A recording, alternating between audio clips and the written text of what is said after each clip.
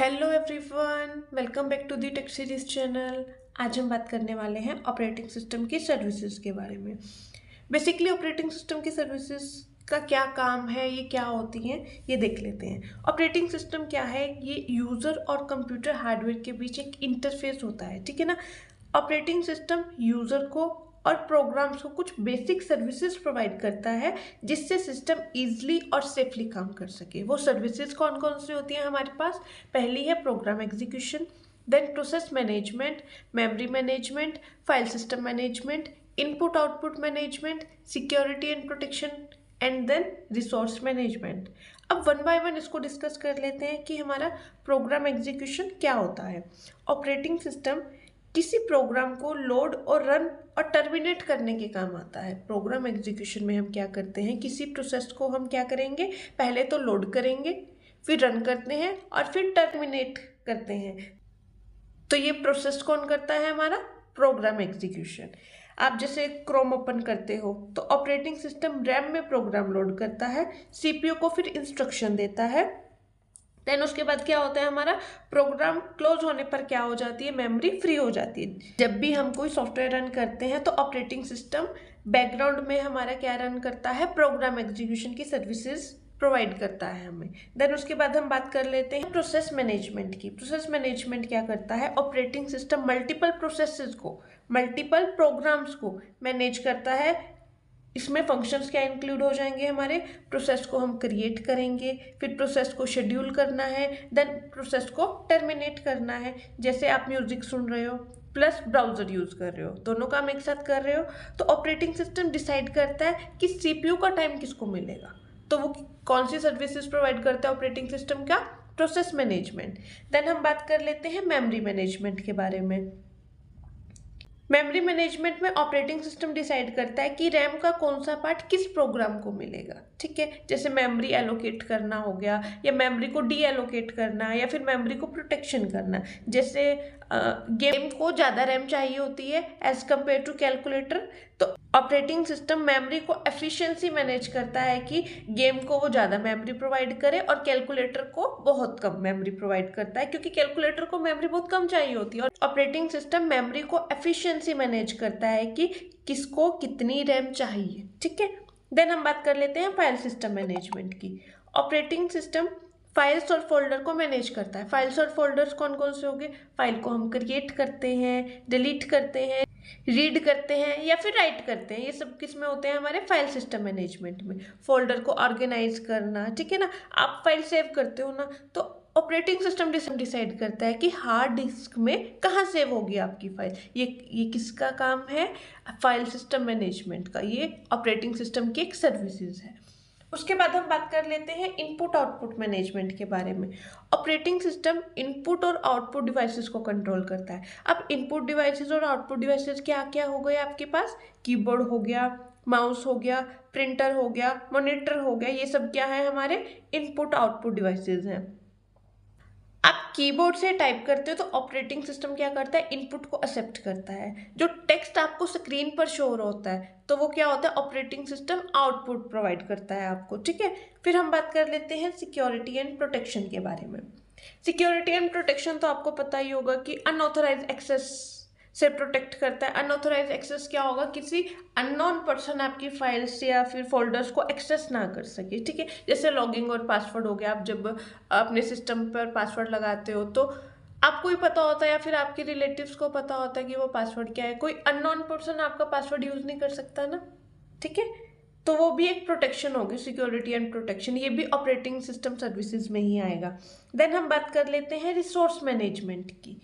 Resource management में क्या करता है? ऑपरेटिंग सिस्टम सभी रिसोर्सेज को एफिशिएंटली शेयर करता है। जैसे रिसोर्सेज कौन कौन से हो गए हमारे पास? सीपीयू हो गया, मेमोरी हो गया, डिस्क होगी, इनपुट आउटपुट डिवाइसेस हो गए, ये सब क्या है? हमारे रिसोर्सेज।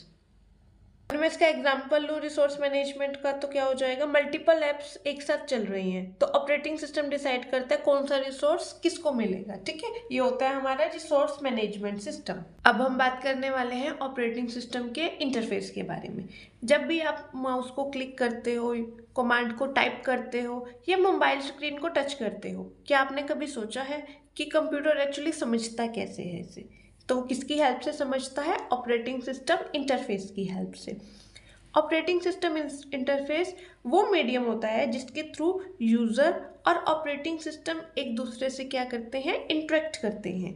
अगर मैं सिंपल वर्ड्स में कहूँ तो यूज़र डायरेक्ट हार्डवेयर से बात नहीं करता, यूज़र पहले ऑपरेटिंग सिस्टम इंटरफेस से बात करता है, then operating system interface request को कहाँ तक पहुँचाता है? कर्नल तक पहुँचाता है। अगर मैं इसके डायग्राम की बात करूँ तो क्या होगा? यूज़र, देन हमारा क्या आ जाएगा? ऑपरेटिंग सिस्टम इंटरफेस आ जाएगा। इसके बाद कहाँ पे जाती है? कर्नल, एंड देन कहाँ जाएंगे? हार्डवेयर में, राइट? सोचो कि अगर ऑपरेटिंग सिस्टम इंटरफेस ही ना हो तो क्या होगा? यूज़र को बाइनरी लैंग्वेज आनी चाहिए, जो कि नहीं आती है ना, बहुत लेंथी हो जाती है वो। डायरेक्ट हार्डवेयर एक्सेस डेंजरस होता है, ठीक है। थर्ड क्या होगा? नो सिक्योरिटी, डायरेक्ट हार्डवेयर के पास गए, डेटा लिया, कंट्रोल ही नहीं है, डायरेक्ट हार्डवेयर से इंटरेक्ट कर रहे हैं हम, ठीक है। अगर हमारे पास operating system interface hardware complexity को हाइड करता है, सिस्टम को सेफ बनाता है और यूजर को इजी एक्सपीरियंस देता है कि आपने कुछ command the, user command the operating system interface के पास, ऑपरेटिंग सिस्टम इंटरफेस किसको पहुंचाता है? कर्नल को, और कर्नल किस तक पहुंचाता है? हार्डवेयर तक। तो यूजर डायरेक्ट हार्डवेयर से बात नहीं कर रहा ना, किसकी हेल्प ले रहा है? ऑपरेटिंग सिस्टम इंटरफेस की, देन कर्नल की, देन हमारी बात कहाँ तक पहुंच रही है? हार्डवेयर तक पहुंच रही है। कर्नल को हम ब्रेन ऑफ ऑपरेटिंग सिस्टम भी कहते हैं, ठीक है। Types of operating system interface कितने हैं? बेसिकली 3 तरह के होते हैं: command line interface, graphical user interface, touch या फिर मेन्यू ड्राइवन इंटरफेस। DIR हो गया। DIR क्या है? ये एक कमांड लाइन कमांड है जो करंट डायरेक्टरीज की फाइल्स और फोल्डर की लिस्ट दिखाता है, ठीक है। बेसिकली ये कहाँ पे यूज होता है? हमारा विंडोज में।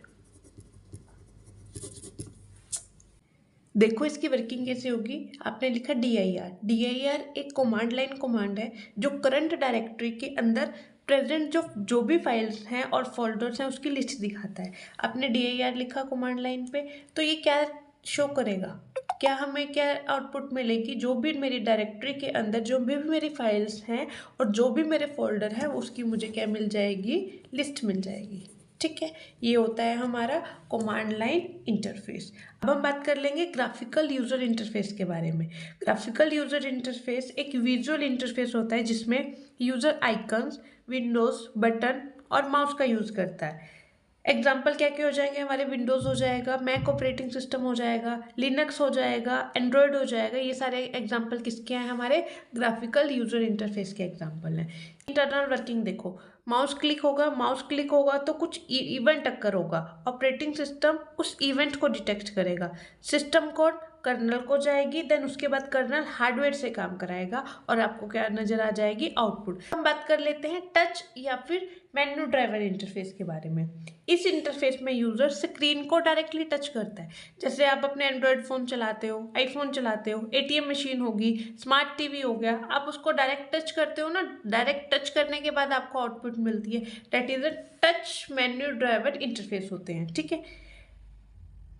वर्किंग कैसे होगी इसमें?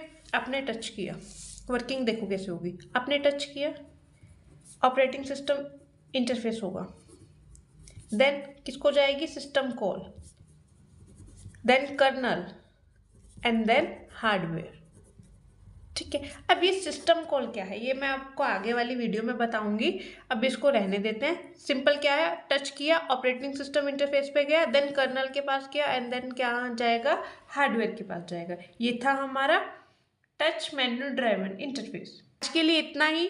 Thank you everyone. Do not forget to subscribe my YouTube channel for more such videos.